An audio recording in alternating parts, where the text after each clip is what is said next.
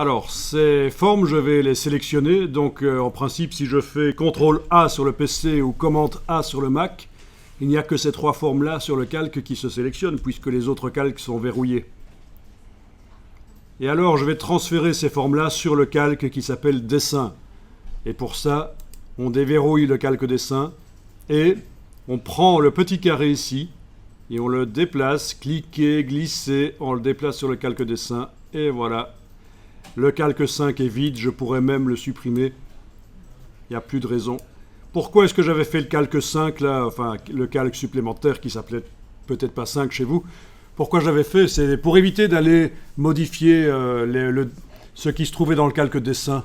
J'ai fait ça donc sur un calque à part. Bon, le calque Dessin il est déverrouillé.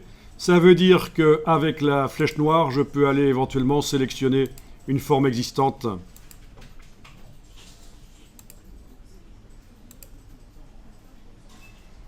Alors, ces formes existantes reçoivent une brush artistique qui s'étend tout le long du tracé.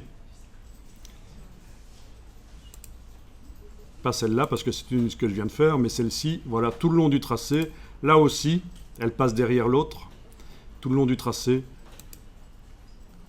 Voilà.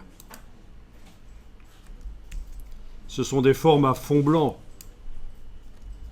C'est pour ça que on peut en faire passer une derrière l'autre. Le trait noir artistique de cette forme-là n'est pas visible à cet endroit-là, puisqu'elle est derrière une autre forme, celle-là qui a un fond blanc. Donc c'est une manière de procéder. Et alors ici, c'est pas un tuto pour apprendre à faire des ours en peluche dans Illustrator, c'est juste un prétexte pour apprendre la manipulation d'Illustrator et après vous appliquez ça à ce que vous voulez. Bien sûr,